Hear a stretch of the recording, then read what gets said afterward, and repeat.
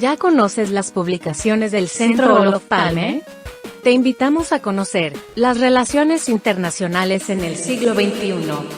Escrito por Walter Astia Burgos y María Cristina Rosas. En 15 capítulos aprenderás sobre todo lo relacionado entre relaciones internacionales e historia, guerra y paz, geopolítica, teoría, derecho internacional, política exterior, diplomacia, negociaciones internacionales, tratados internacionales, organismos internacionales y muchos temas más. Adquiere ya las relaciones internacionales en el siglo XXI. Envíanos un mensaje a través de nuestras redes sociales para adquirir esta y otras obras del Centro Olof Palme México. Contáctanos hoy mismo.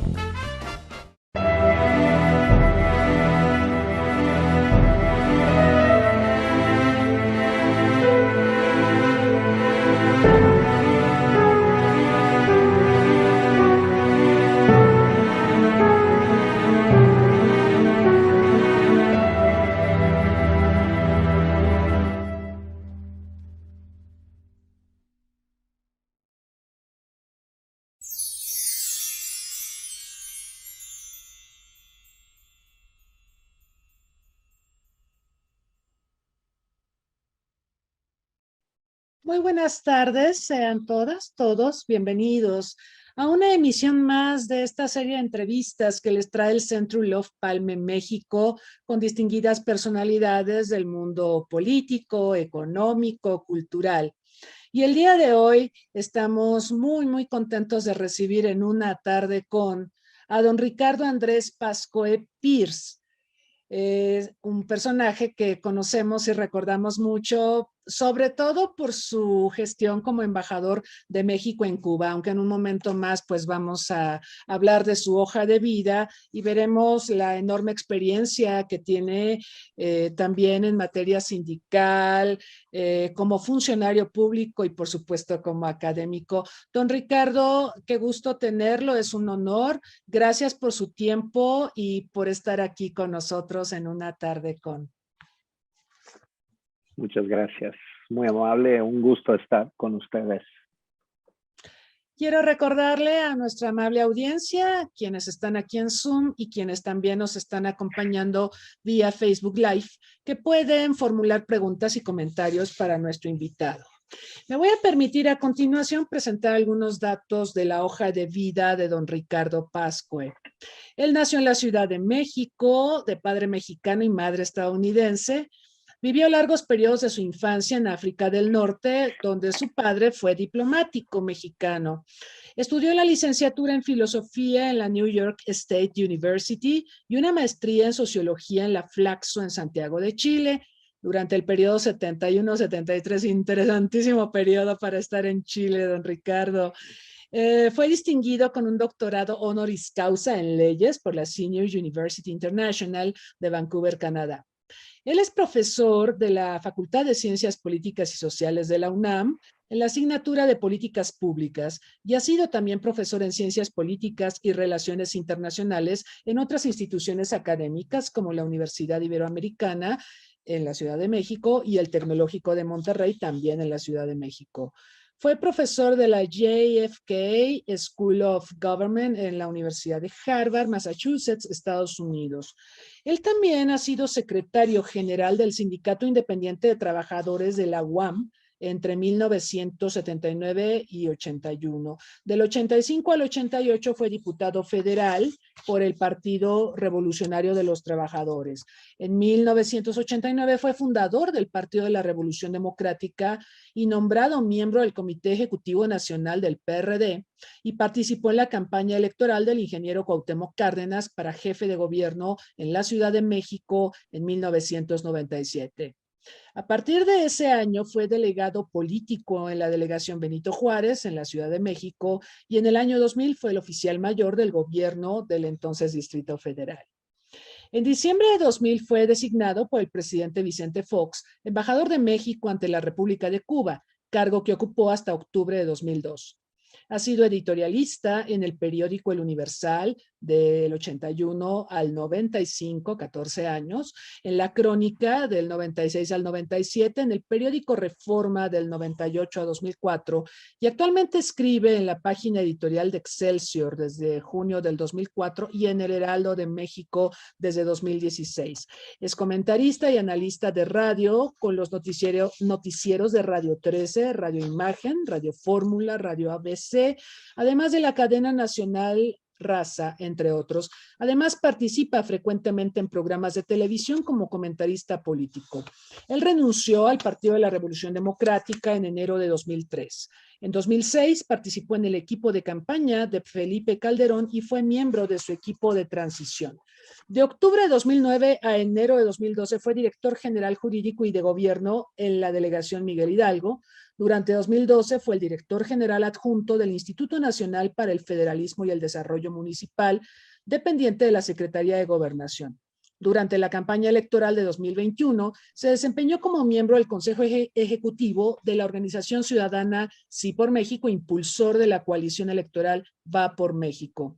Actualmente es el jefe de la oficina del alcalde de Coyoacán, en la capital mexicana, y bueno, ha sido conferencista en numerosos encuentros y conferencias internacionales y nacionales, además de ser autor de múltiples artículos y del libro En el Filo, Historia de una crisis diplomática, Cuba 2000-2002. Qué fascinante su hoja de vida, don Ricardo. Quisiera comenzar viendo toda su expertise en tantas áreas fascinantes, preguntándole justamente sobre un tema que estábamos abordando antes de comenzar, que es esta virtualidad en la que nos encontramos y las implicaciones que tiene, por ejemplo, para la política, la diplomacia internacional. Ahora podemos tener encuentros como este vía remota, usted está en su casa, yo en la mía, y estamos teniendo este intercambio y bueno, también lo podríamos tener con personas que están en otras latitudes más remotas. ¿Cuáles son los desafíos de esta virtualidad, por ejemplo, para la diplomacia nacional e internacional, don Ricardo? Bueno, yo creo que ofrece grandes oportunidades, por un lado, y también tiene sus limitaciones. Las grandes oportunidades son obvias. La posibilidad de la intercomunicación mucho más acelerada, la posibilidad de realizar conferencias internacionales, lo que has comentado de que se puede hablar de un lado del mundo al otro, tener un diálogo sobre los grandes temas, y esto es una gran ventaja. Sin embargo, también hay una parte de la diplomacia y del diálogo internacional que inevitablemente tiene que darse cara a cara.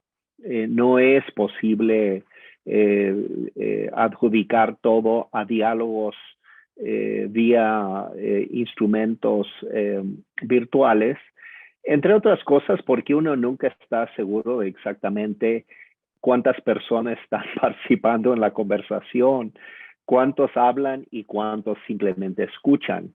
Entonces, es un reto de nuestro tiempo, pero lo que me parece fascinante de todas maneras es el hecho de cómo la pandemia ha normalizado este instrumento de trabajo. Y yo creo que es parte del efecto transformativo que ha tenido la pandemia de COVID, porque ha afectado a todo el mundo y entonces ha obligado a nuevas formas de actuación. Por ejemplo, ahora se pueden votar cuestiones en organismos internacionales como el Consejo de Derechos Humanos de la ONU de manera virtual, o las discusiones de la Organización Mundial de la Salud sobre COVID pueden darse también con personas dispersas en todo el mundo hablando de sus temas, presentando sus ponencias, y esto está enriqueciendo enormemente el diálogo, pero además agiliza la discusión, hace que sea más rápido, obviamente que es muchísimo más barato, y también es un estímulo al desarrollo de la tecnología del Internet, que hoy por hoy se ha convertido en un instrumento de trabajo. Es como hace años, cuando recién salieron los celulares, la impresión era que era un lujo. Y recuerdo que cuando empecé a usar un celular por primera vez, mis hijos me decían que, papá, ¿por qué tan pretencioso con un celular, que hablas por teléfono? Qué absurdo. Y ahora es simplemente un instrumento de trabajo de todo el mundo, no importa en qué escala de la escalera profesional estés, hoy es un instrumento de trabajo. Entonces, y se ha convertido, como hemos visto, el Internet también en un instrumento que estimula las revoluciones sociales. Hay que decirlo, la primavera árabe empezó vía Internet. Todos los procesos en Cuba, cuando hay protestas de la población, lo primero que hace el gobierno es cortar el Internet para que no se comunique la gente. Es decir, también la vía informativa, comunicativa, es un instrumento revolucionario en alguna medida. Entonces, es muy importante este proceso, y esto tiene mucho que ver, curiosamente, con la propia pandemia. Y creo que en ese sentido lo que estamos viendo es que una pandemia que tantos efectos negativos ha tenido, también ha permitido a la sociedad dar saltos cualitativos en la comunicación. Ahora hay que decir, y concluyo con esto, sin embargo, no resuelve esta comunicación, las fallas de comunicación en la sociedad humana. Ahí está la guerra en Ucrania y Rusia, producto, entre otras cosas, de una disonancia absoluta entre las narrativas de las sociedades. Una sociedad, digamos, aspirante a una conformación liberal, y otra sociedad aspirando a un imperio, digamos, a la construcción de un imperio, o por lo menos su clase gobernante. Entonces, con toda la comunicación posible del mundo, esos problemas no se resuelven. Entonces, el tema fundamental de la humanidad, de diálogo, de conversación, de narrativa, de todas maneras está presente aún con estos instrumentos maravillosos de comunicación. Es verdad. Es verdad, mientras lo escuchaba también pensaba en cómo hay algunos gobiernos que tienen un control férreo del acceso a Internet para su población. China, por ejemplo, todas estas disposiciones y medidas que aplica para, pues, impedir el acceso a información occidental para su población, que se me hace un esfuerzo impresionante, ¿no? Tiene la población más grande del mundo y tiene un control de acceso y flujo de información pasmoso. También tenemos que lidiar con eso. Hace un rato también usted refería cómo Zelensky desde Ucrania podía dirigirse a la Asamblea General de las Naciones Unidas en el marco de la apertura de la actual Asamblea Ordinaria. Y claro, estas son las bondades de la tecnología, pero también tenemos que pensar que es una tecnología que sigue teniendo excluidos, no es una tecnología de fácil acceso, y también la calidad de la tecnología. Yo creo que esos son temas que tendríamos que ponderar, don Ricardo. Así es. Sí, totalmente de acuerdo. Pero en ese sentido tenemos que estar muy claros que estamos hablando de instrumentos cuya utilidad está en función de la inteligencia y la sapiencia de los seres humanos, hasta dónde somos capaces de utilizar estos instrumentos. Tu ejemplo, por cierto, de China ha sido impresionante, cómo utilizan ahora el reconocimiento de caras de la gente caminando por las calles. En los barrios tenían la gente identificada por si habían recibido sus vacunas de COVID o no, si tenían temperatura, simplemente por estar caminando en la calle. Entonces, sí es la amenaza del Brave New World de Huxley, ¿no?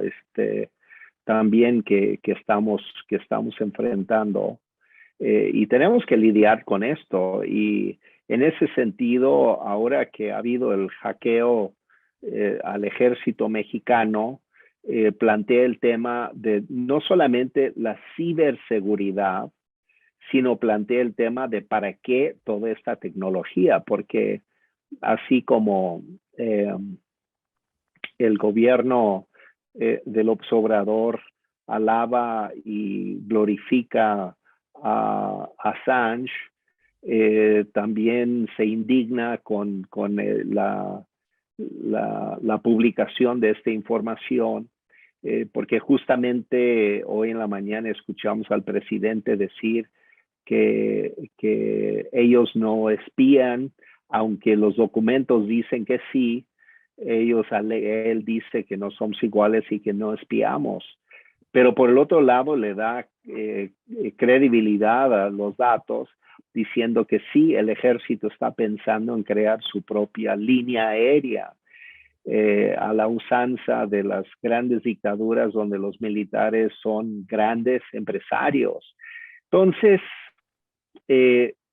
son fenómenos que vamos a tener que ir aquilatando, y aquí entra el tema de la necesidad de una legislación muy sabia, muy inteligente, capaz de establecer linderos entre el derecho a los datos, a la información, a la verdad, y la necesidad también de ir acotando todo aquello que de alguna manera trabaja en contra de que la gente tenga acceso a información verídica y útil.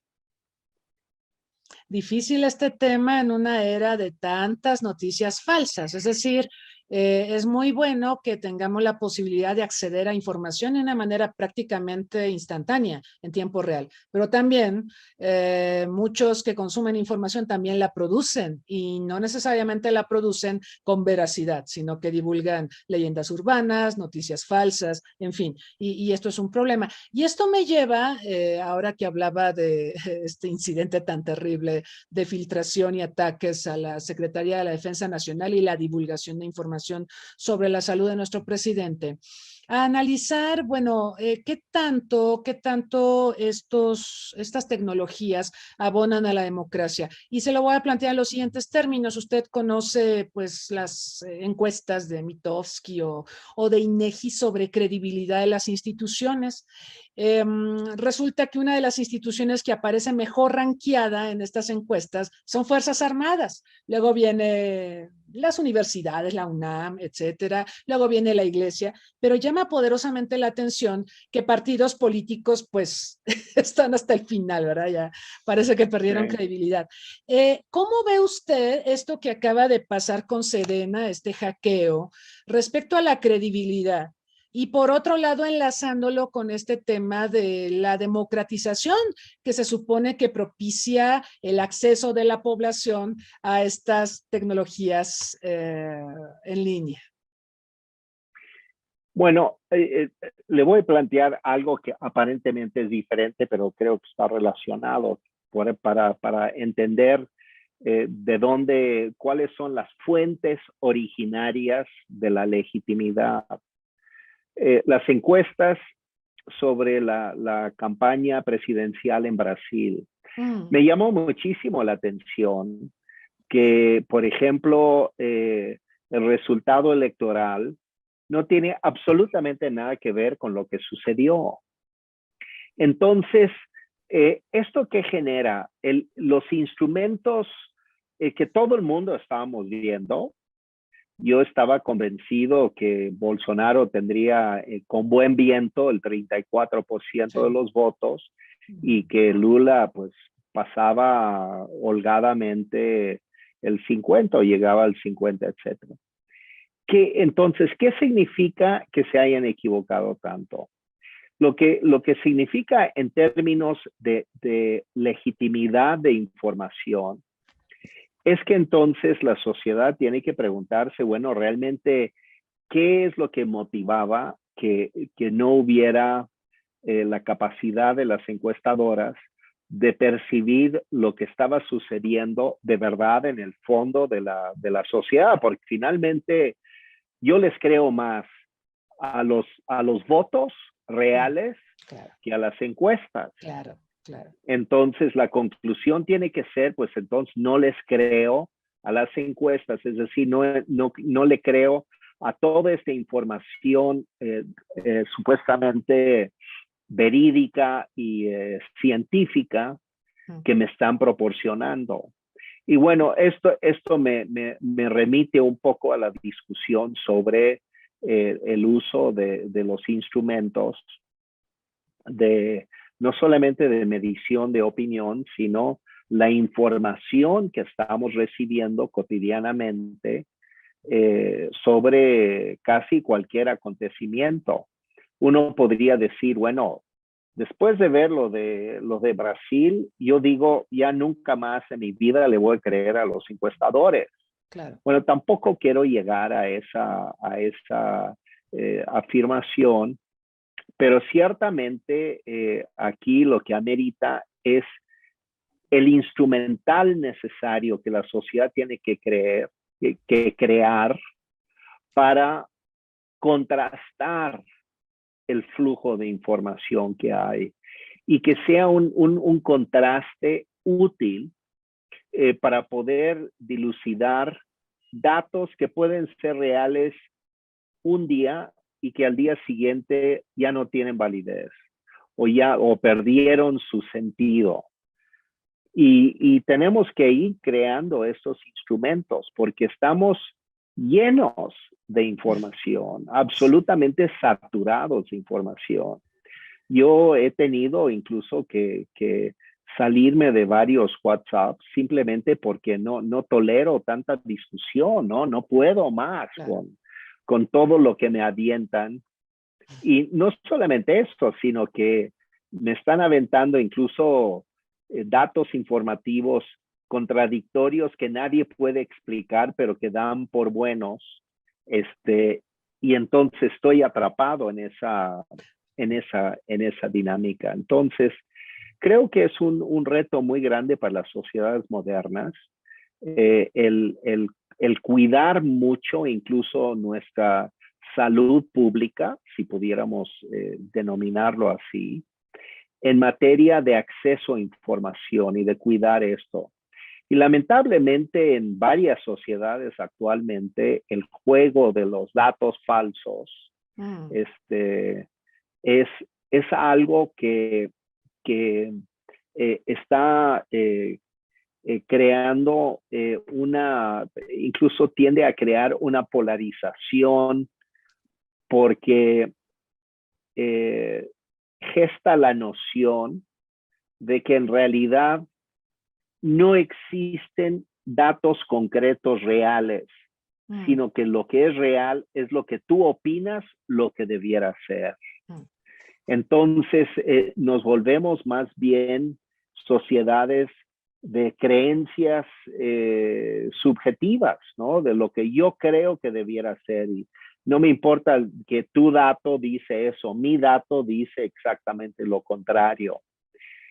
Y creo que este es un problema para la discusión pública muy grave, porque no solamente enrarece con los famosos supuestos datos falsos, sino enrarece la discusión en términos de que no solamente no voy a creer tus datos, sino que tu interpretación no solamente no es válida, sino que la mía lo es porque yo lo creo y yo lo afirmo simplemente. Entonces, de ahí a la polarización social, a los enfrentamientos y a la violencia eventualmente, sí, es absolutamente incuestionable. Y hay sociedades en grandes niveles de violencia que parece ser imparable, ¿no? El conflicto entre Israel y Palestina, por ejemplo.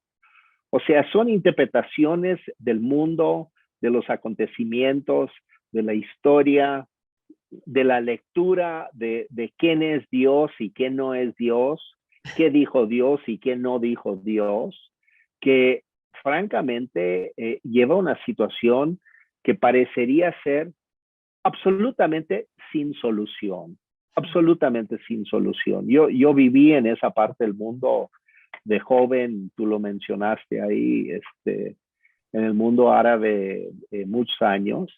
Y la verdad es que mi sensación ahora, reflexionando sobre ese acontecer, es qué terrible vivir en un mundo donde no puedes resolver nada nunca, ¿no? Donde todo tiene otra interpretación, todo tiene otra intención.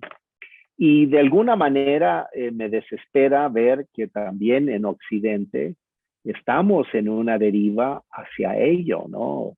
De alguna manera la confrontación entre Bolsonaro y Lula es eso, pero también de Trump con los demócratas y también aquí en México, pero obviamente López Obrador contra la oposición y todo es odio, ¿no? Odio y contraste sin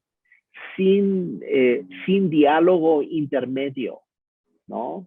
Y esto, cuando yo decía que qué bueno que tenemos todos estos instrumentos de comunicación, que tú y yo estamos dialogando, pero si no tenemos la capacidad de ponernos de acuerdo en algunas cosas,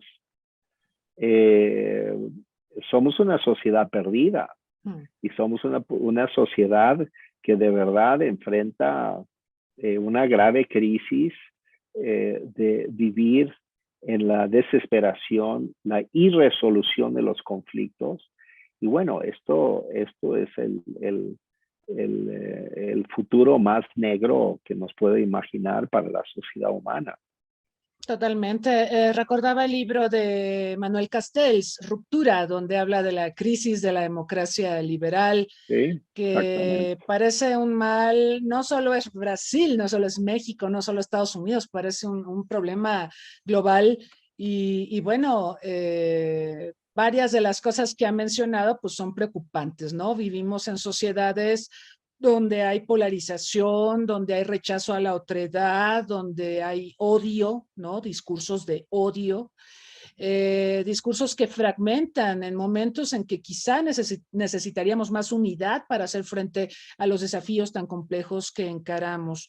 Pensando en esto, don Ricardo, y dada su militancia en partidos políticos históricamente, ¿qué pasa con los partidos políticos en México?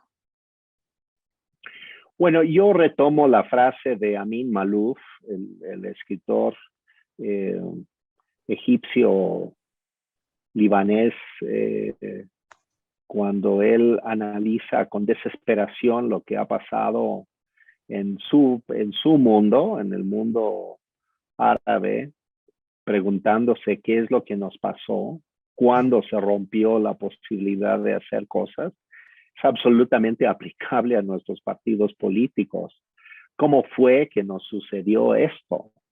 ¿Cómo fue que perdimos tanta capacidad?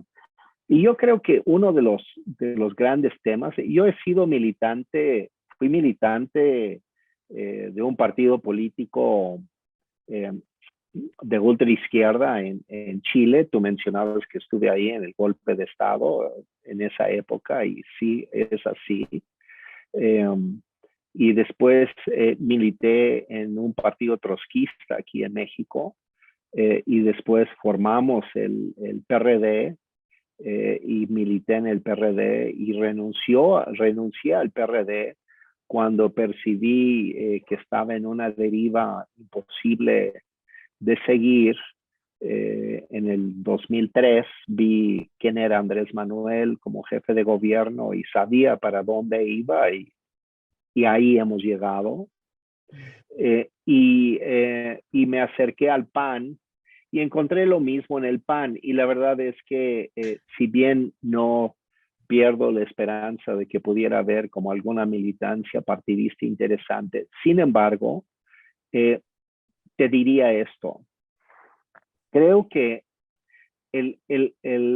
la transformación del mundo, que es un proceso que se da al margen de los partidos políticos, y el marco macro ha sido en realidad el colapso de la Guerra Fría, con la Guerra Fría, de la Unión Soviética, y un poco la aparición de una especie, eso provocó como una especie de explosión en todas las direcciones imaginables de agendas.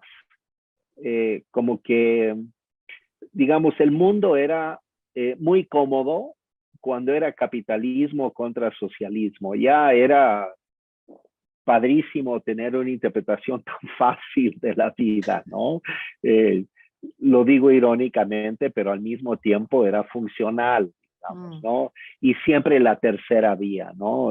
Suecia en la tercera vía, México en la tercera vía, etcétera, ¿no? Todos los países de los no alineados, ¿no? En esa época. Pero ahora resulta que la explosión de la Unión Soviética y su conversión en múltiples procesos también ha hecho que en el mundo las agendas ideológicas partidistas se han convertido en una medida importante en cosas del pasado. Es decir, me parece que no hay, o sea, los conceptos de derecha y de izquierda, en una medida muy importante, han perdido sentido. Han perdido claras referencias de lo que estamos hablando. Incluso en la actualidad hablamos, por ejemplo, de populismos de derecha y de izquierda. Y uno dice, bueno, ¿cómo que populismos de derecha y de izquierda? No tendría que ser o de derecha o de izquierda, pero ¿cómo que hay populismos de derecha o de izquierda? ¿Qué es eso? ¿Cómo comparas a Hungría con el populismo latinoamericano de Bolsonaro o de López Obrador de izquierda, Bolsonaro de derecha, pero populistas al final de cuentas ambos? ¿Qué es lo que realmente me parece que está sucediendo? Y es que creo que en realidad los referentes ideológicos tradicionales han perdido sentido. No tiene sentido hoy por hoy hablar de ideologías estrictamente definidas como las hemos entendido, sino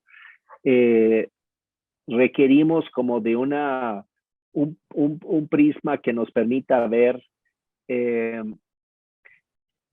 la diversidad de causas que van emergiendo en el mundo, porque creo que el mundo es mucho más transversal que horizontal, es decir, que las ideologías en estancos, ¿no? Entonces, centro derecha, extrema derecha, centro izquierda, extrema derecha, izquierda, todos esos estancos me parece que han estado perdiendo sentido. Pongo un ejemplo, el movimiento de las mujeres.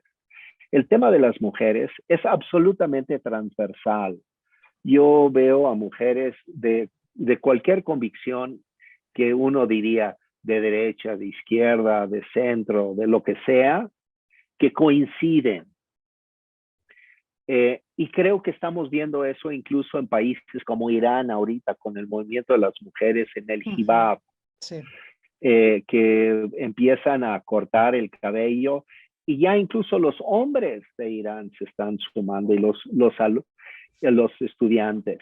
Es decir, una causa, hijab, que en el fondo la discusión ahí es el control y represión a las mujeres en la sociedad, una sociedad ultra patriarcal. Sin embargo, empieza a representar la lucha por la democracia y las libertades. Y entonces, de repente, eso se vuelve transversal. No es que los pobres contra los ricos o las clases medias, no, es que están todas las mujeres y toda la sociedad de los hombres que acompañan esa causa. Y es lo mismo en la sociedad mexicana. Cuando hay un reclamo de un día sin mujeres, no es que salgan las de clase media, las universitarias, feministas. No, es que salieron todas, de todas las clases sociales, de todos los intereses, de todas las opiniones. Incluso curiosamente se sorprenden en Estados Unidos ahora con el tema del aborto y la reciente posición de la Suprema Corte, el que en estados muy conservadores, tradicionalmente republicanos, las mujeres salen a votar en contra del antiabortismo. Entonces, ¿qué está sucediendo? Y yo lo que creo es que tenemos que empezar a pensar no tanto en términos de una estricta ideología, sino en términos transversales. Creo que el grave error, por ejemplo, de los chilenos con su constitución, que se rechazó, es porque no era una propuesta transversal, era una propuesta de una agenda ideológica. Y se equivocaron. Pensaron que con el fervor del movimiento, no entendieron que el fervor no era por su agenda ideológica, sino porque era por las agendas transversales en la sociedad. Y entonces, transversales como medio ambiente. Entonces, la discusión sobre medio ambiente te lleva a modelos económicos que toman en cuenta la sustentabilidad, es decir, energías limpias versus energías sucias, formas de economía que contemplan el cuidado del ambiente, agricultura sustentable, etcétera, etcétera. Entonces, me parece que el error de los partidos políticos, un poco dando toda la vuelta, perdón, pero no, para adelante, cerrar adelante. el círculo, es que siguen pensando que la gente piensa ideológicamente, cuando la gente piensa mayoritariamente en términos de causa. Y no pueden dar esa transición. Entonces, ¿qué es lo que siente la gente? Que escuchan los políticos hablar de sus agendas ideológicas, no lo entienden. Y este es parte del problema de López Obrador a la postre, digo, en el balance ya de su legado que nos va a heredar a México, es que en vez de entender que las causas son transversales, quiere imponer su agenda ideológica en la sociedad mexicana. Y eso finalmente lo condena al fracaso, como sea. No sé cómo se dará, no sé cómo será, pero finalmente está condenado al fracaso precisamente porque le quiere imponer a la sociedad una sola idea, la suya, su agenda. Y las sociedades somos transversales, somos plurales y en el fondo somos muy incluyentes en el sentido de que incluimos a todos, todas, por ejemplo, en la demanda de los derechos de las mujeres, la no violencia a las mujeres, y no importa de qué clase social provengas, es una causa de todas y de todos. Bien. Entonces, yo creo que este es el reto que enfrentamos y creo que los partidos políticos, francamente, no han entendido esto, porque su cemento interior, lo que lo cohesiona, son ideas, para mí, en última instancia, muy pequeñas frente a la dimensión gigantesca del reto que implica resolver los problemas del mundo actual. Fascinante tema. Yo tendría una pregunta antes de entrar a los temas de política exterior de México, porque esto que está diciendo es fascinante. ¿Cómo lo que se considera el ascenso de la ultraderecha, hablando de ideologías, ¿no? De la ultraderecha en Europa, por ejemplo, lo que vimos en las elecciones de Francia, donde Macron creo que lo pasó muy mal ante el posicionamiento de Le Pen, que ahora pues cada vez tiene más adeptos, o lo que acabamos de ver en Italia, que por primera vez desde 1945 tiene un gobierno de coalición, sí, pero donde los señores y las señoras de ultraderecha se posicionaron, ¿no? ¿Cómo explicar esto que vemos en Europa a la luz de los argumentos que acaba de presentar? Bueno, mira, yo creo en primer lugar que las sociedades tenemos derecho a confundirnos y a equivocarnos a la hora de elegir nuestros gobernantes, unos y otros. Y creo que este derecho a equivocarnos en parte se debe a que los partidos políticos otra vez no están jugando el papel de realmente formar un pensamiento ecuménico, plural en la sociedad. Okay. Y entonces, como nos quieren encajonar, y la gente está desesperada, porque la crisis económica, por la pandemia, por la guerra en Ucrania y por todo lo que está sucediendo, pues la gente legítimamente está viendo que su forma de vida está amenazada. No saben, en Europa, por ejemplo, uno tiene que tener sensibilidad para entender esto, pero están temiendo la proximidad del invierno. Así y la es. gente ya está pensando si voy a sobrevivir el invierno o me voy a congelar. Y lo están pensando, incluso, según he leído, el propio Putin está tratando de calcular en qué le va a beneficiar el frío del invierno para congelar las cosas, que le va a permitir un poco bajar la intensidad de la guerra, claro, que la está viviendo mal ahorita y están avanzando los ucranianos y él quiere desesperadamente frenar el avance. ¿Qué lo puede frenar? Pues el frío, el invierno. Claro, no vivimos eso así aquí en México, entonces para un mexicano pensar en esos términos es como, ¿de qué me estás hablando? ¿No? Me pongo una cobija, ¿no? Punto. Pero allá no es así. Entonces la gente está verdaderamente preocupada por cómo van a sobrevivir el invierno. Entonces, hay que entender que las sociedades sí se sienten muy amenazadas. La gente se siente contra la pared en términos de opciones y muchas veces los partidos políticos salen con lemas que suenan muy bien y que suena perfecto y que sí me va a resolver el problema, voy con él. Entonces, para el bien de todos, primero los pobres. Entonces, vámonos, ¿no? Y yo que suena bien y lo compro. Y entonces, aún escucho a personas diciendo, bueno, sí, es que primero los pobres, o para el bien de todos, primero los pobres, me encanta. Y hasta senadores que ya rompieron con Morena andan diciendo eso, de que es que era excelente la idea, pero no se hizo.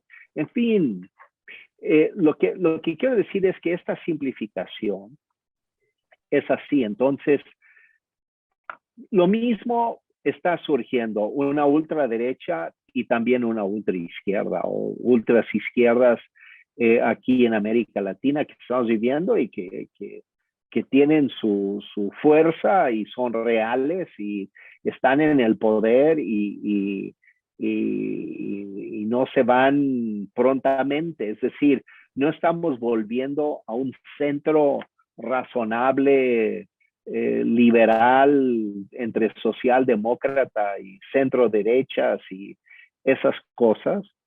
Yo diría de programas transversales, porque creo que el centro lo que puede ofrecer es la transversalidad en términos de causas. Pero vemos que la gente está lo suficientemente angustiada como para no saber. Entonces, tenemos que medir el impacto de estos fenómenos. Pandemia, crisis económica, la guerra en Ucrania, las cosas no se están resolviendo. La pandemia ha pegado durísimo en América Latina y la gente está sufriendo. La gente sufre de verdad en grandes masas y hay un proceso de empobrecimiento de nuestros pueblos.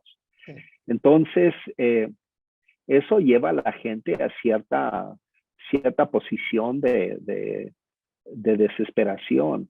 Incluso si vemos cíclicamente, cuando las sociedades están más estables económicamente y con mayor crecimiento económico, es cuando la gente siente más libertad en su elección, dónde otorgar su voto, como que hay más sensación de que pues puedes jugar un poco para acá, un poco por el otro lado, pero cuando la crisis arrecia, la gente está empezando a pensar en modelos del que grita más, o el que insiste más, o el que amenaza más,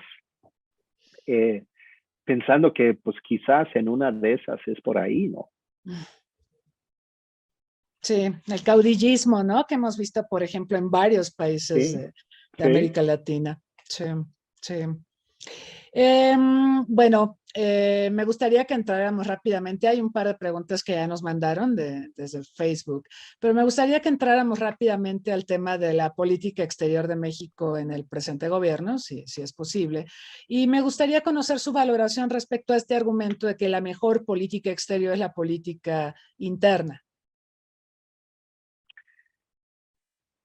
Bueno, la prueba de que no es así es el propio presidente, el que postula eso, porque es uno de los presidentes más intervencionistas que ha tenido México en años. Opina sobre el proceso político electoral en Argentina, en Colombia, en Chile, en países de Centroamérica, quiere dictar lecciones históricas a Estados Unidos. No, el presidente López Obrador es totalmente intervencionista. Nunca hemos tenido un presidente que haya participado tanto y opinando tan públicamente. Por cierto, también en Perú mandó el ministro de Finanzas de México, de Hacienda, a tratar de enderezar la política económica del presidente Castillo en Perú, por ejemplo, ¿no? O sea, intervencionismo es el segundo nombre de esta casa, ¿no? Lo que entonces no es así. Quiero insistir, el que niega exactamente esa política es quien emitió esa declaratoria. No hay una mejor política exterior, es la interior. Supongo que la idea era dar el ejemplo, pero si el ejemplo es atacar a la prensa en nuestro país, pues yo no sé qué piensa Assange de esto, ¿no? De un López Obrador que lo ensalza y lo convierte en un héroe de la civilización moderna, cuando él se dedica a atacar la prensa por todos los costados. Lo hizo hoy otra vez, ¿no? Además, negando que su gobierno espía a los periodistas, cuando los Sedena Leaks, que habría que ponerles ya ese mote de Sedena Leaks, hablan de cómo están espiando a periodistas, a activistas, etcétera. O sea, es así. Entonces, el presidente no puede decir que no es real, porque sí es real, porque si para él unos leaks son reales y otros no, pues es simplemente porque él quiere escoger lo que le conviene y lo que no le conviene, ¿no? Pero es así. Entonces, México no es ejemplo para el resto de América Latina, pero México interviene activamente en los temas de América Latina. Y quizás el ejemplo, incluso me atrevería a decir más fuerte, más impresionante, es la simbiosis que siente el presidente con el modelo cubano, que me parece verdaderamente sorprendente y preocupante. Y esto de la línea aérea de las Fuerzas Armadas mexicanas es exactamente el modelo de las Fuerzas Armadas cubanas.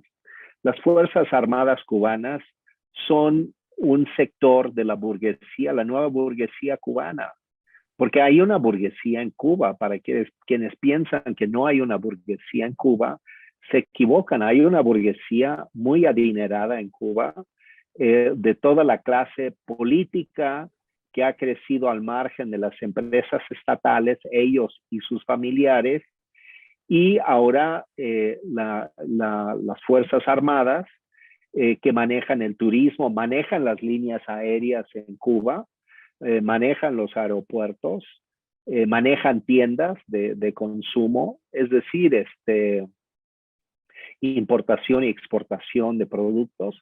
Las Fuerzas Armadas están en todo. Y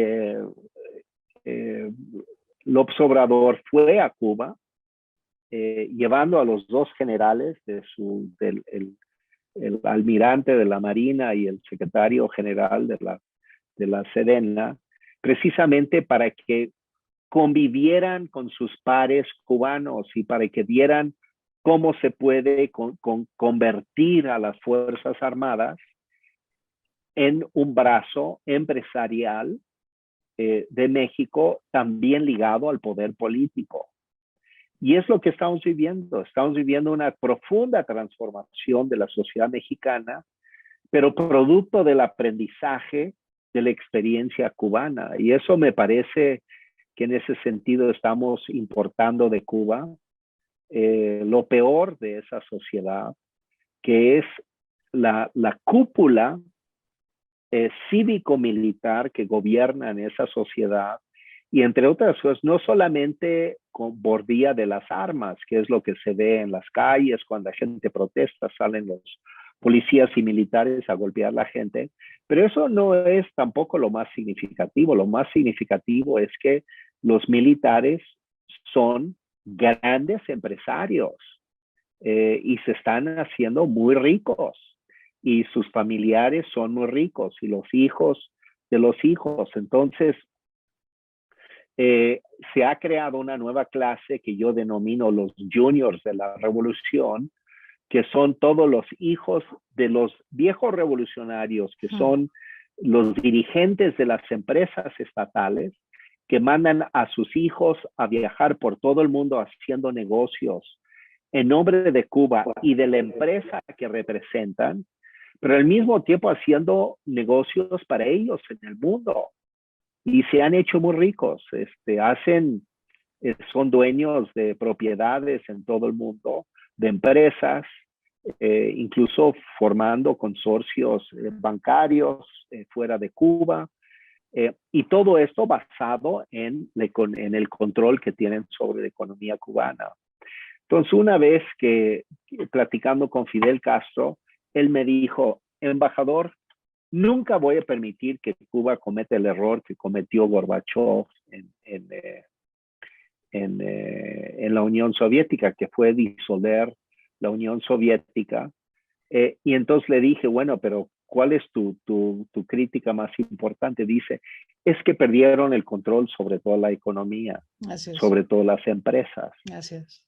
Y lo que ha sido el sello justamente de la Revolución Cubana, ahora más de 60 años de su realización, es el hecho de que toda la economía cubana está en manos de una nueva casta gobernante, que yo digo que es una burguesía, porque son dueños y son ricos y tienen buenas vidas, mientras el resto de la sociedad cubana está viviendo la más absoluta penuria, absolutamente, ¿no? Entonces, claro, es una burguesía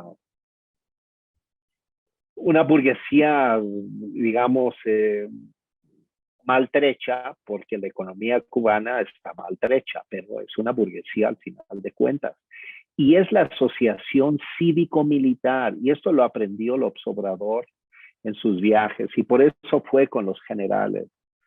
Entonces, es todo lo contrario. Lo que López Obrador está haciendo en su política exterior es traer a Cuba a México, al modelo cubano a México.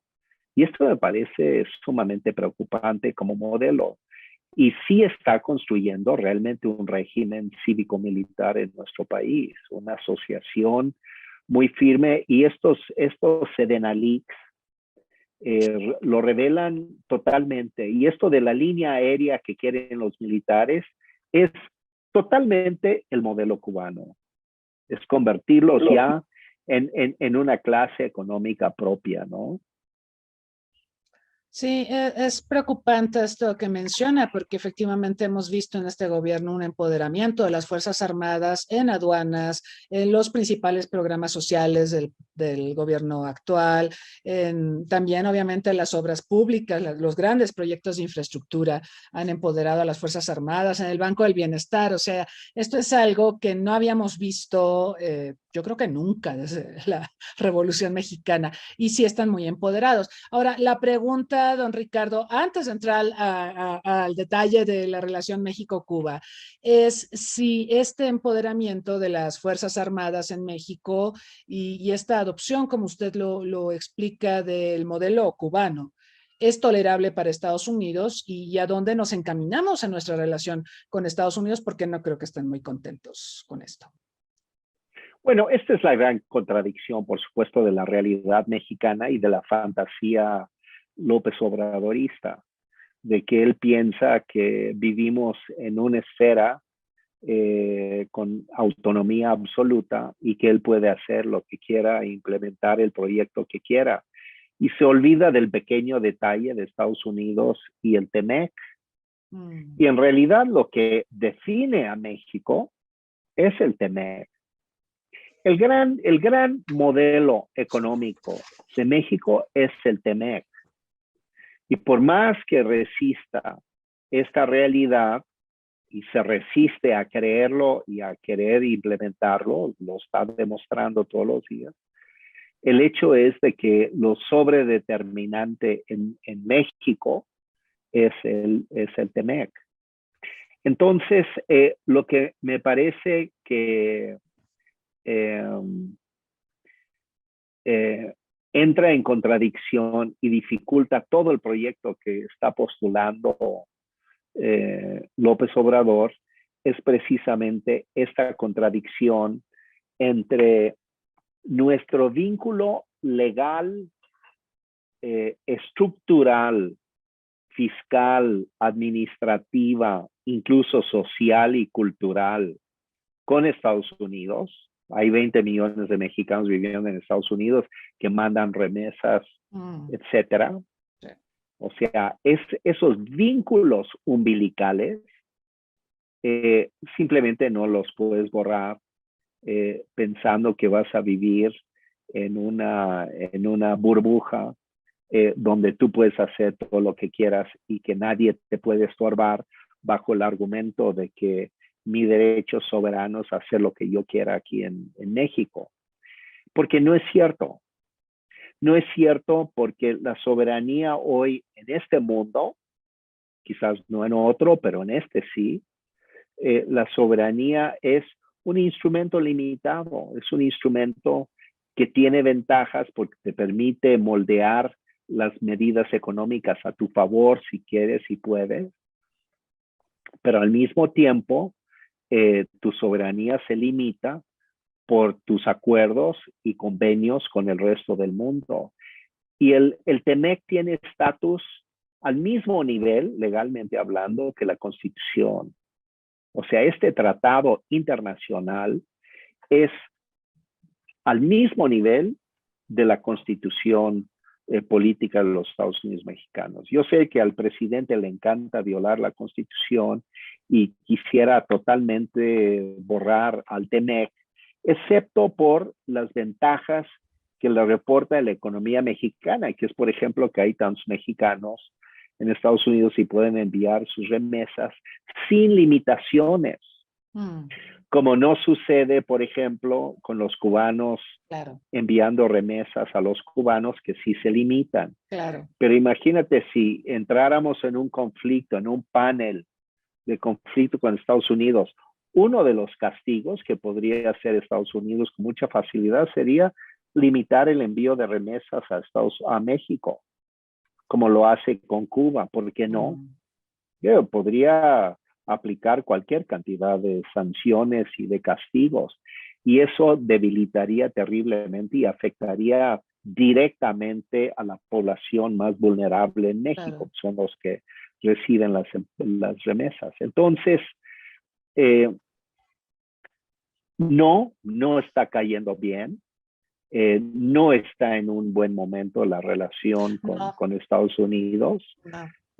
Yo creo que estamos posiblemente y a unas cuantas semanas incluso de una definición muy clara sobre el tema de la controversia que hay en torno al TEMEC y los energéticos.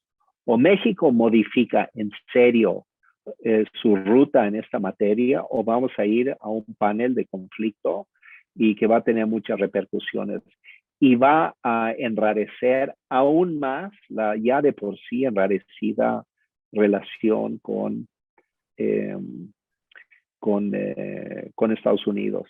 Pero lo más absurdo del asunto, incluso es simplemente visual. Nunca en la historia de la Revolución Cubana había habido tantas personas huyendo de la isla como lo están haciendo ahorita.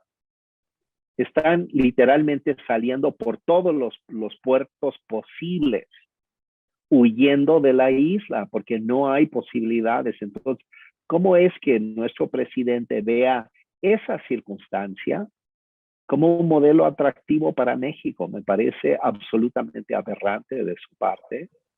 Y en lo que debiera estarse enfocando es a cómo hacer que la relación con Estados Unidos nos beneficie más para crear mejores empleos con mejores salarios para mexicanos. Y en vez de eso nos estamos peleando con ellos y tratando de adoptar un modelo que francamente está, en mi opinión, en los últimos estertores de su existencia, porque se está colapsando Cuba. Por más que los militares tengan el control y por más que haya una clase política cerrada en la dictadura cubana, se está colapsando todo. La gente no vive. Y el mejor ejemplo es el hecho de que han salido más cubanos en este año que en toda la historia de Cuba. Bueno, en un año, pues, ¿no? Entonces, yo creo que hay que repensar nuestra relación con el mundo, y lo que me parece es que el presidente no lo ha pensado bien, o más bien lo piensa, regresando a la conversación anterior, estrictamente a su agenda ideológica. Y esa agenda ideológica hoy vive disasociada de la realidad de México, de lo que es nuestra realidad. Y ese es el problema de los fracasos de los partidos políticos. ¿Por qué la gente no cree en los partidos? Porque ven que tienen agendas que se disasocian de la realidad y no ofrecen soluciones reales a sus pueblos. Sí, me hizo recordar aquel libro de cómo mueren las democracias.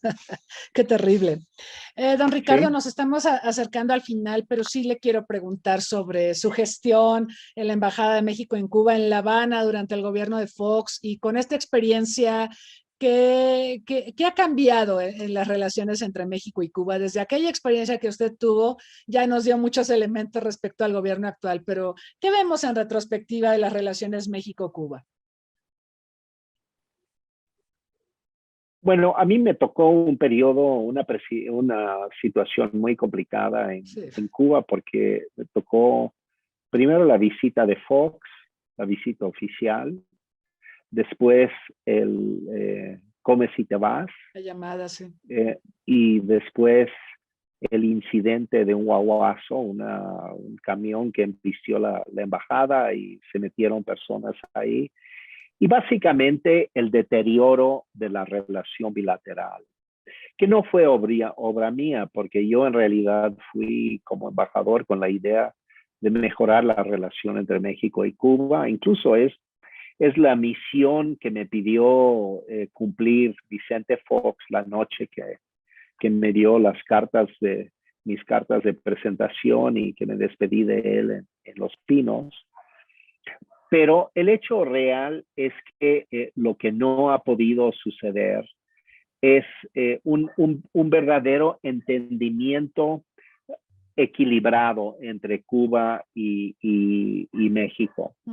Porque de alguna manera el tema ha sido o estás conmigo o estás en mi contra. Y entonces esto hace muy difícil una relación, porque los cubanos lo que quieren es que te entregues, y Andrés Manuel se ha entregado. Y en ese sentido, entonces, ellos dirían, pues en este momento la relación está en una situación esplendorosa. Y anteriormente, cuando tú estabas allá a Pasco, por ejemplo, pues fue un desastre porque eran puros conflictos y todos públicamente insultándose, etcétera.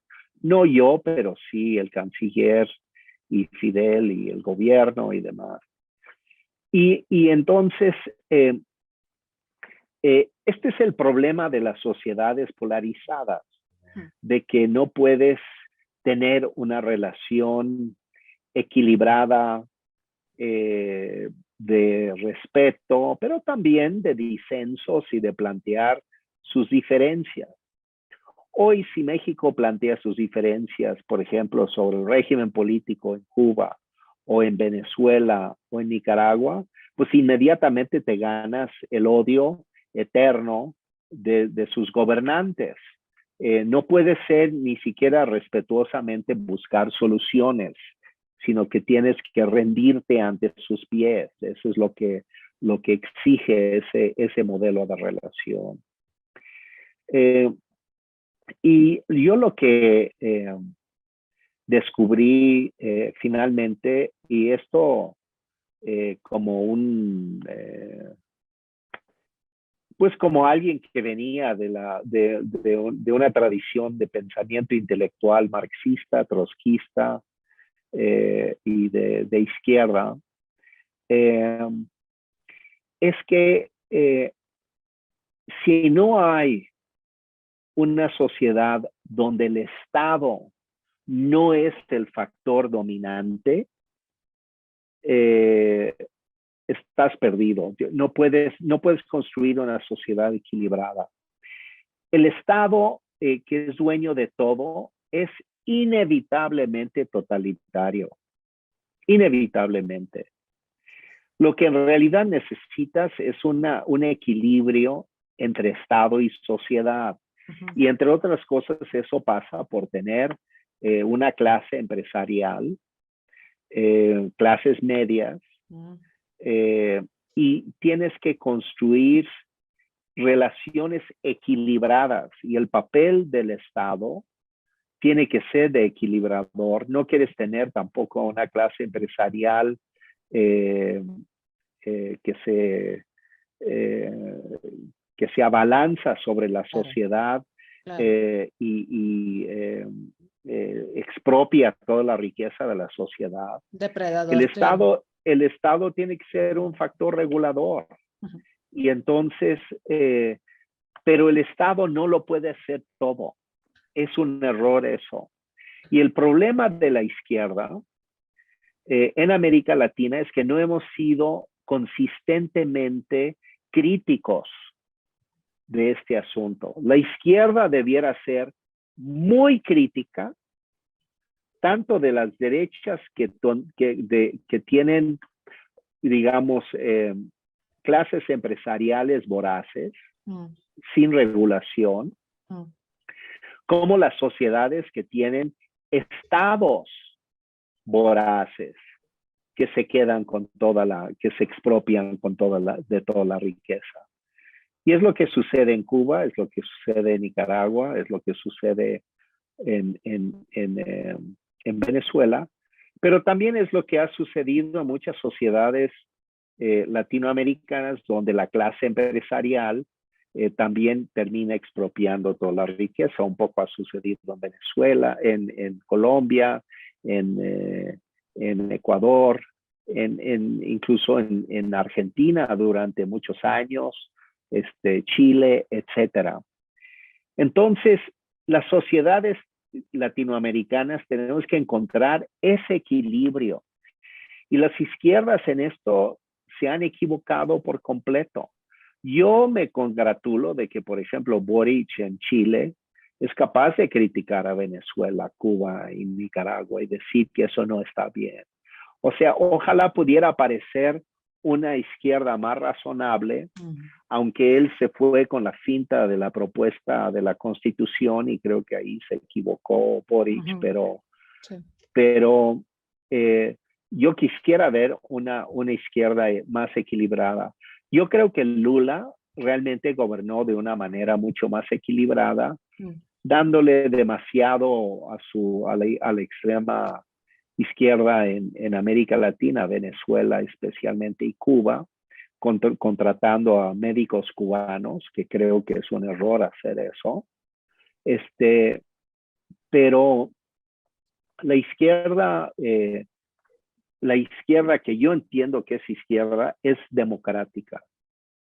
No es una izquierda autoritaria y no es una izquierda que piensa que todos tienen que pensar como ella, sino que las sociedades tienen que ser plurales.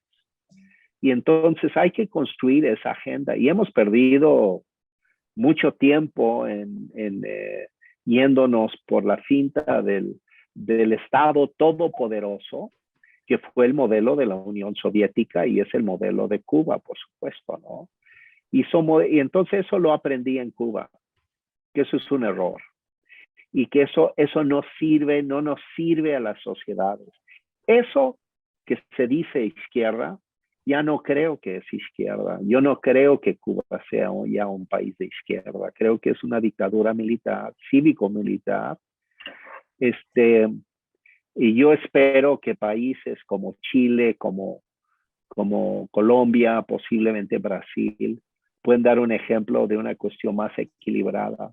Lamento muchísimo el fracaso del López Obradorismo en México. Yo creo que lo que empezó como una gran promesa y la posibilidad de revitalizar una sociedad tolerante, plural, pero con un gran interés por la justicia social, se haya desviado por la ruta de este absurdo autoritarismo, pero fuera de la realidad, porque nuestra realidad es el TEMEC.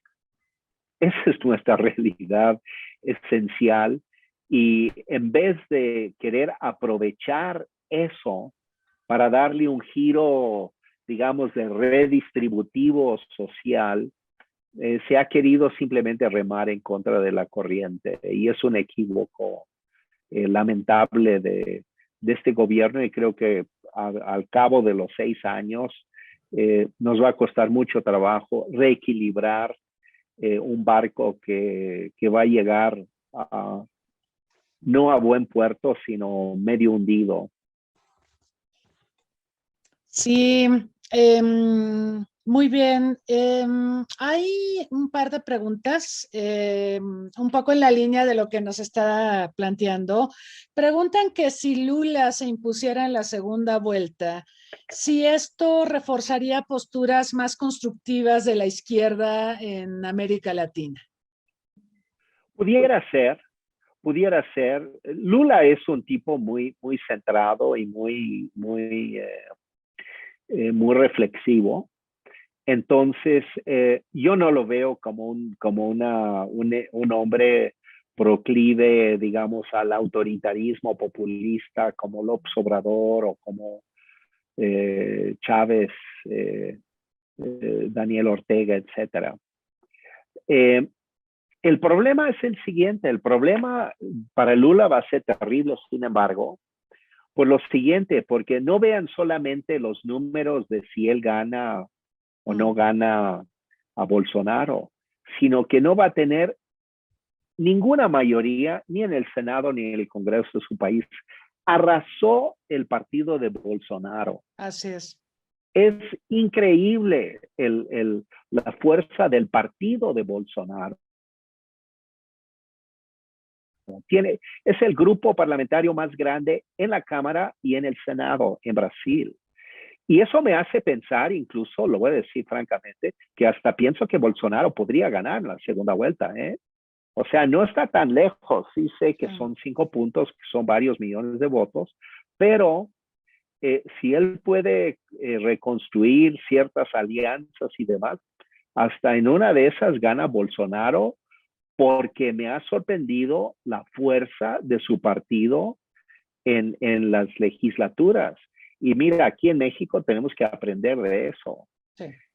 Puede uno ganar la presidencia, pero también es importantísimo ganar el Congreso y que el Congreso sea un factor de equilibrio. Y bueno, Lula, en el caso de que ganara, va a tener que negociar con Bolsonaro en concreto. Claro, Esa es la verdad.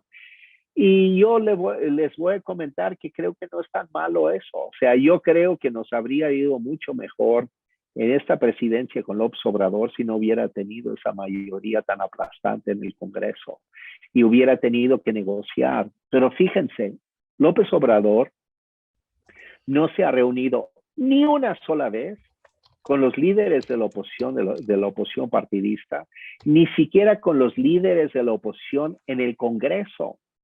Se ha negado absolutamente. CRI le acaba de pedir una cita y lo manda con el secretario de Gobernación.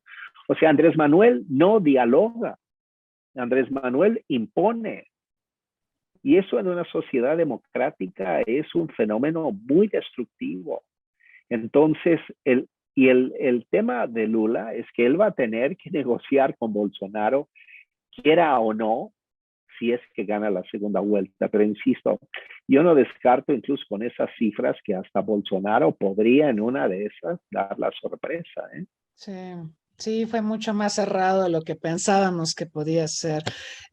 Una prueba de lo que usted dice, de por qué es importante ganar las cámaras para poder hacer gobierno, es Biden, ¿no? Biden que pues Claro. ahora tiene elecciones de medio término y el Partido Demócrata realmente está muy mal posicionado y bueno, yo no sé si vaya a perder la mayoría, pero hay mucho descontento también respecto a la gestión de Biden y esto le está haciendo el juego a los republicanos, pero también obviamente al propio Trump. Entonces, tiene razón, no podemos descartar a Bolsonaro en estos momentos. Veremos qué ocurre. Le hacen otra pregunta y bueno, abusando de su tiempo, me parece muy interesante. La pregunta es la siguiente. El presidente Biden ha dicho 1 y 1000 veces que Putin no puede ganar en Ucrania. Esto seguramente tiene que ver con la defensa de la democracia que Biden ha hecho desde que llegó al poder. ¿Qué pasaría si Putin ganara y qué impactos tendría esto en América Latina, considerando lo que mencionó el señor Pascoe a propósito de Venezuela, de Cuba y de Nicaragua? Bueno, es una buena pregunta también, ¿no? ¿Qué piensa, don Ricardo?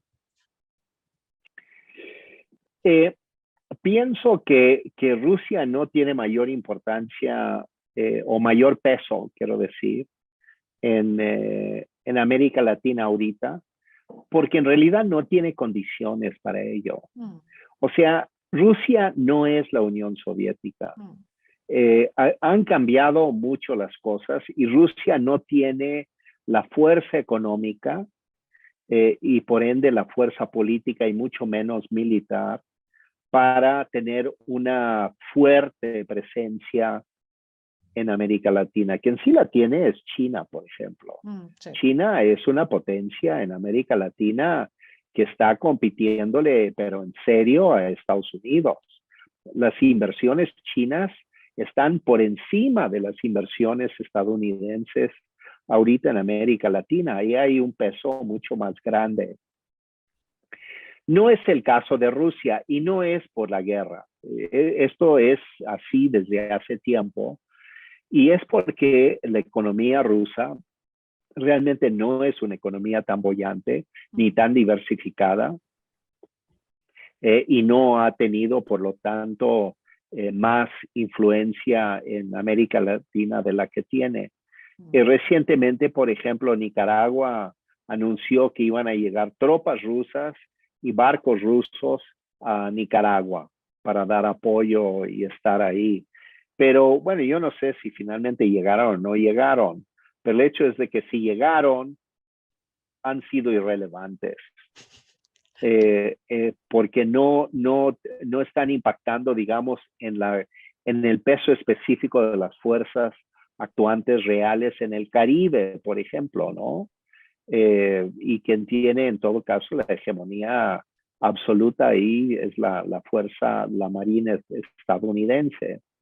Entonces, yo no pienso que ese es tanto el tema como el tema de China. China sí es una potencia muy importante, tiene gigantescas inversiones, pero China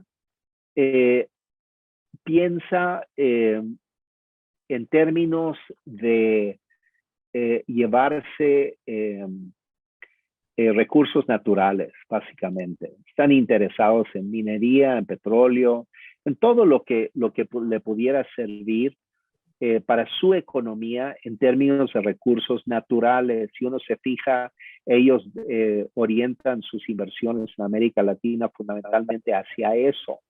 Incluso en México, sus inversiones fundamentalmente están en temas de minería, en el litio, por ejemplo, ¿no?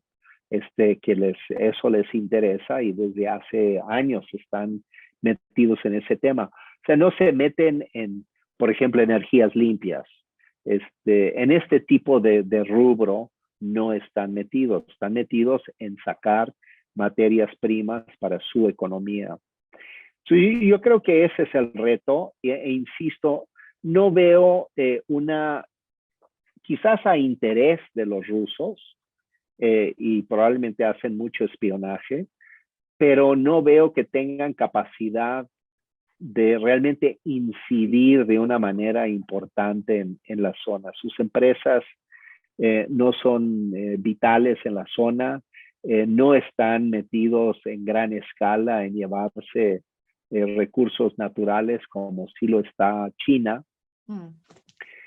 Y entonces me parece que no es un factor decisivo y cuando intervienen en conflictos lo hacen más que nada en Medio Oriente y en África, en algo más cercano a su esfera de interés y de influencia, ¿no? Entonces, sí intervienen mucho con mercenarios en conflictos regionales en África y en Siria, por ejemplo, están metidos en una intervención muy importante y sus alianzas estratégicas son con Irán, que acaban de establecer como una especie de nueva triada China, Irán, Rusia, pero en la reunión reciente, por ejemplo, que hubo también de países del Oriente junto con la India, etcétera, tanto el primer ministro de la India como el presidente de China, pues de alguna manera le dijeron a Putin que pues no nos gusta mucho lo que estás haciendo, ¿eh? No recibió así un aval muy importante y lo señalo porque si Rusia fuera una potencia tan potente y tan importante, como que no se molestarían en expresar su desagrado. Claro. Pero le expresan su desagrado porque a China le complica entonces el tema de Taiwán, porque en una de esas podrían haber tomado Taiwán, pero ahora después de esto, pues Taiwán es como Crimea, ¿no? Ya no hay chance de invadir, ¿no? Ya la posibilidad de invadir se le alejó a China décadas, por lo menos, ¿no? Después de esto, de este land grab de Rusia. Y la India, pues, ha sido un aliado discreto de Rusia, no queriendo pelearse con Rusia, se ha armado con armamento de Rusia, le ha comprado mucho petróleo a Rusia, pero también la India tiene muchos lazos con Occidente y Occidente le está diciendo, oye, eso no está bien, y todos sienten que Rusia está innecesariamente creando una crisis mundial que a nadie beneficia, ni siquiera a Rusia. Así es. Fascinante, fascinante el entorno internacional. La realidad es que nos comió el tiempo, don Ricardo, y pues quedan muchos temas en el tintero. Yo espero que tengamos oportunidad de volver a reunirnos y de escuchar sus reflexiones sobre estos temas. Yo le pediría, a manera de despedida, una reflexión, pensando sobre todo en muchos de quienes nos han sintonizado, estudiantes, académicos de las relaciones internacionales. ¿Qué les diría usted a propósito del presente y futuro de la política exterior de México? ¿Qué les diría a ustedes a los futuros internacionalistas sobre estos temas? Bueno, uno, que no hay que caer en las retóricas tradicionales que nos han obsesionado durante décadas sobre el tema de la soberanía. Hay que saber que la soberanía es un fenómeno muy limitado y a veces incluso limitativo. Entonces, para lo único que puede servir útilmente es para identificar cuáles son nuestras necesidades, para saber cómo amarrar nuestra relación con el resto del mundo para atender nuestras necesidades. En ese sentido, le daría valor al concepto de soberanía, pero si no, me parece que es una actitud excluyente, ideológica, que nos polariza con países con los que no debiéramos estar polarizados. Y en ese sentido también que aprendamos a superar nuestra historia. Si fuimos conquistados por los españoles, pues también hay que entender que eso sucedió y que nos dio cosas buenas y malas y superarlo. Y si fuimos invadidos por los americanos, pues también. Yo lo que siento es de que quedamos tan rezagados en nuestro pesar por nuestro pasado, que nos anclamos en esos pasados y no logramos construir realmente un futuro propio. Y el reto es construir un futuro propio. Y eso quiere decir vivir, entender y desechar lo que fue el pasado de nuestra historia para no vivir anclados en los viejos rencores, odios y resentimientos. Y yo creo que eso nos va a permitir ser mejores gobernantes o mejores gobernados y construir un país para todos. Y es absolutamente factible, dejando de lado prejuicios, taras, tabúes que no nos sirven y que más bien nos tienden a anclar en lugares que no son tan positivos para el avance del país. Entonces, creo en eso, que los internacionalistas tenemos la obligación del país, de nuestra obligación hacia el país, para ayudarlo a repensarse en positivo. Y así como nos convocan a repensar el siglo XX, pues repensemos nuestra historia, pero para construir un futuro mejor, más libre, libre de ataduras, libre de prejuicios, para construir para todos los mexicanos y mexicanas. Repensarnos en lo positivo es el mensaje, y con esto me quedaría. Le agradezco mucho a Ricardo Pascuel la fabulosa entrevista que nos ha concedido, sus reflexiones, sus visiones sobre problemas tan diversos y tan complicados. La realidad es que nos esclarece muchos puntos, pero también nos deja muchas dudas y preguntas, y por eso confío en que tengamos oportunidad de volver a coincidir en una ocasión futura. Muchas gracias, don Ricardo.